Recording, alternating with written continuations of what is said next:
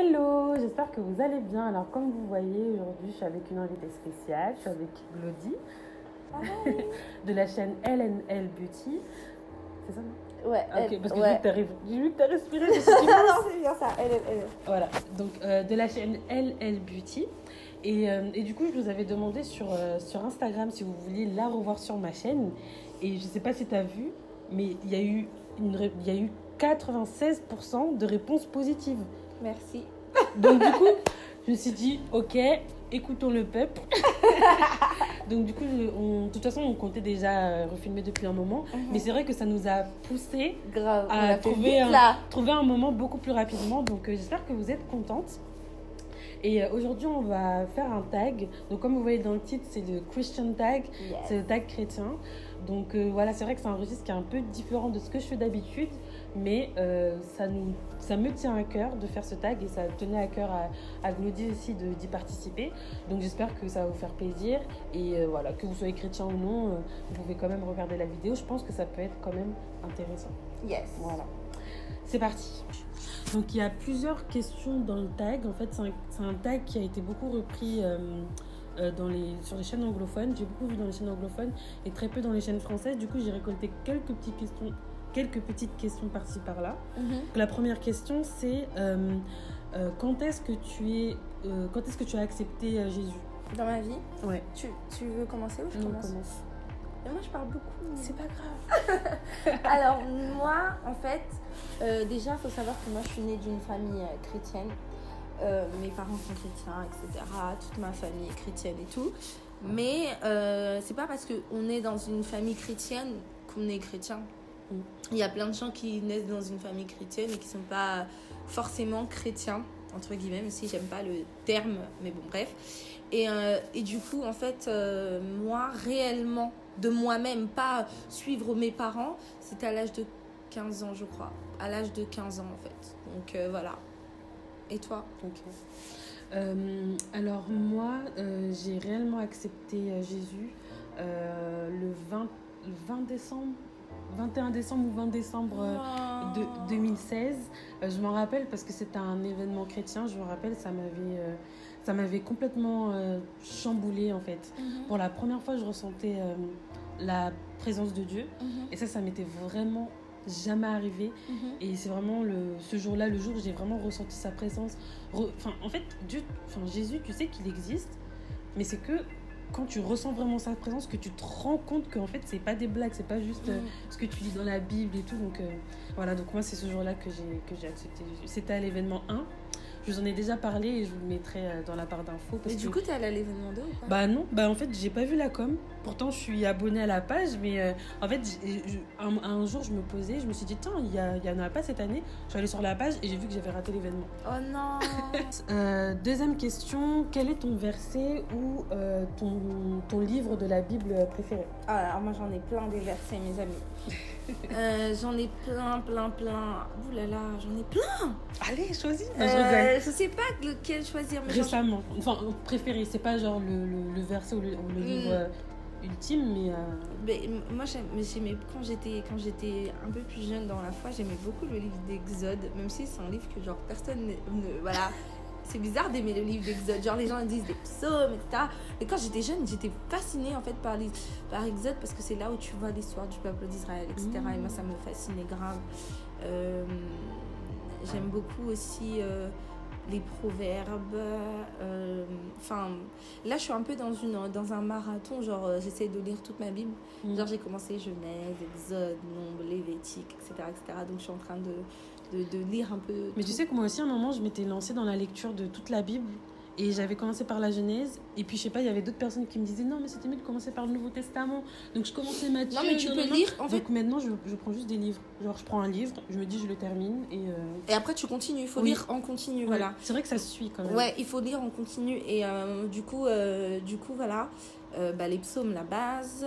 Et mon verset que j'aime beaucoup, c'est en psaume 23. La base. L'Éternel est mon berger, je ne manquerai de rien. Et en fait, ça résume tout, en fait. Parce qu'il est ton berger, tu manqueras de rien. Mais vraiment de rien. Et à chaque fois qu'il m'arrive un truc, un problème, qu'il m'arrive un truc, j'ai toujours ce verset dans mon cœur, qu'il est mon berger et que je manquerai de rien. Et que peu importe ce qui se passe, sa main est sur ma vie et donc je manquerai de rien. Ça me motive. Et ouais, tu vois. Et donc ça, c'est vraiment dans mon cœur. Genre, je manquerai de rien. Je manquerai de rien. C'est un réma, en fait. Donc voilà. Alors moi, comme je suis née de nouveau il n'y a pas longtemps, moi mon objectif c'est déjà de terminer, j'ai envie de lire toute la Bible avant la fin de l'année 2018. Moi ça aussi. c'est clair, c'est mon objectif. Mais sinon pour l'instant, le livre qui m'a vraiment bouleversée, vraiment quand je l'ai lu, je me suis dit ok, Dieu il blague pas. C'est les Thessaloniciens. Ouais. Thessaloniciens 1 et Thessaloniciens 2. Bon, de toute façon, c'est court. Hein. Je crois qu'en tout, ça fait 8 chapitres. C'est hyper court. C'est court, mais en fait, je trouve que dans ce livre, ça t'explique tout, en fait. Ça t'explique tout ce qu'on doit faire, tout ce qu'on ne doit pas faire, pourquoi on ne doit pas faire. Et vraiment, ça te montre à quel point Dieu, il est radical avec les choses qu'on ne doit pas faire. Yes. Et donc, c'est ça qui m'a... Je me suis dit... Là en plus le truc c'est que comme je l'ai lu je peux pas dire tu peux pas dire le jour du jugement je pourrais pas dire que je le savais pas. Donc, non mais c'est pour ça que c'est important en tant que chrétien de lire la Bible en fait, parce que comme ça au moins tu fais pas les choses parce qu'on te dit de faire les choses que toi-même tu as la conviction, tu vois ce que je veux dire. Et c'est ça en fait et la conviction le réma ça vient de la lecture biblique en fait. Mais en fait moi ce que je te conseille et ce que je vous conseille aussi de faire, c'est que il faut à chaque fois que tu lis un chapitre de la Bible, et à chaque chapitre que tu lis, essaye de trouver un verset qui te touche et que tu le mets de côté en fait, parce que c'est important. Je le fais mais c'est vrai que je les retiens pas. Essaye de noter. Moi j'ai plein de trucs, par exemple j'ai ça. Attends, j'ai dans mon téléphone, bon vous pourrez pas voir mais je vais montrer à Mounia et je vais vous expliquer. Je mettrai l'appli. En fait j'ai mes notes, j'ai notes j'ai notes en fait dans mon téléphone, et en gros ce que je fais c'est que quand je lis la Bible sur l'application et que genre il y a des versets qui me plaisent, des fois je le mets sur un cahier, mais j'aime bien le mettre sur mon téléphone, comme ça en fait je l'ai tout le temps. Et en fait là j'ai plein de versets sur plein de thèmes, genre par exemple la solidité en tant que chrétien, la solitude pardon. Et genre j'ai un verset par exemple en Psaume 66 qui dit: Dieu donne une famille à ceux qui étaient abandonnés, il délivre les captifs et les rend heureux, les rebelles seuls habitent des lieux arides. Et ensuite après j'en ai un autre en Jean 16:31, et en fait j'en ai plein, regarde, j'en ai plein en fait. C'est bien. Et dans plusieurs thèmes différents. Mais comment t'as trouvé ces thèmes? Tu les as trouvés toute seule? Enfin je mets parce que je me dis par exemple, comme tu sais que je m'occupe de plusieurs jeunes filles dans mon église etc, et je sais que beaucoup me disent parfois ouais je me sens seule etc, et en fait au lieu de parler juste de dire non mais t'inquiète pas, tu sais que Dieu est avec toi, non, moi j'aime bien parler en versets en fait. Et du coup quand je lis des versets et que c'est dans mon thème, je les mets de côté. Genre par exemple marcher dans l'esprit, j'ai des thèmes aussi sur ça. J'ai Galates 5, 16 à 17, j'ai Éphésiens, j'ai 1 Jean, etc. En fait, j'ai plein. Et en fait, je me fais une bibliothèque comme ça. C'est trop bien. Genre, et en fait, je fais ça. Et du coup, je mets plein de versets de côté. Et quand il y a quelqu'un qui a besoin d'un conseil, je donne pas des conseils selon ma tête, en fait. Je donne des conseils par rapport à la Bible, en fait. Et après, tu rajoutes une petite exhortation en lien en lien avec le verset. En fait, j'envoie des versets aux gens, en fait, qui par exemple, si elle me dit je me sens seule, etc., je vais chercher un verset sur ça et je vais l'exhorter par rapport au verset, parce qu'elle sait que c'est pas juste dans ma tête, en fait. C'est biblique ce que je dis. C'est important, pour moi, c'est important de toujours donner des conseils par rapport à la Bible, tu vois. Et pas seulement des conseils comme ça dans nos têtes. Ça réconforte pas ça va pas vraiment te réconforter, alors que la parole de Dieu en fait ça a une puissance. La Bible c'est pas qu'un livre en fait. Il y a de la puissance dans la parole, et c'est ça, quand tu donnes une parole à quelqu'un, cette parole là elle peut aller loin avec la parole. Donc voilà. Bon on a une petite astuce voilà. Mais je pense que je mettrai quand même dans la barre d'infos les thèmes que t'as proposé déjà. Comme ça peut-être que si vous voulez reproduire la même chose, moi personnellement je vais le faire. Parce que je trouve ça super ingénieux. Moi j'y avais jamais pensé. Et voilà, je vous mettrai les différents thèmes qu'elle a dans son téléphone déjà. Et comme ça vous pourrez peut-être vous le faire vous aussi de votre côté au fur et à mesure. Je trouve ça super intéressant. Merci. On s'est dit merci en même temps. Ensuite, la deuxième question, c'est depuis que tu es venue à Christ, qu'est-ce qui a été le plus dur à arrêter pour toi? qu'est-ce qui a été le plus dur à arrêter? Des choses qui allaient à l'encontre de la parole. De la parole et que, voilà, une fois que tu as su que c'était pas bien, tu as essayé d'arrêter, mais c'était un peu difficile. Moi, ce qui a été le plus dur pour moi à arrêter, c'était d'écouter la musique. La musique qui ne glorifie pas Dieu, surtout les musiques de Future. En fait, moi, j'étais une grande fan de Future, mais à un point, en fait, dès qu'il sortait un son, ça me faisait du bien. Ça me faisait du bien, ça m'emportait. Et je me rappelle quand j'étais petite, ils disaient oui, il faut pas écouter les musiques du monde, mais je savais pas pourquoi. Et un jour, j'ai regardé une vidéo de Pasteur Marcelo, je vous la mettrai dans la barre d'infos, 2 vidéos où il expliquait pourquoi c'est pas bien, donc je vous mettrai tout ça dans la barre d'infos et tout. Et du coup, je l'ai regardé en plusieurs fois, mais on va dire, quand j'ai commencé la vidéo, on va dire, j'ai arrêté, je suis allée faire ma vie. J'ai regardé le clip, il y avait un son que j'écoutais beaucoup, c'était, je dis le titre ou pas? Je sais pas, comme tu veux. Bon, c'était une musique, c'était Techno Pana. Cette musique, je l'aimais beaucoup. Et en fait, quand je l'écoutais, je dansais d'une manière un peu... je sais pas, je dansais d'une manière.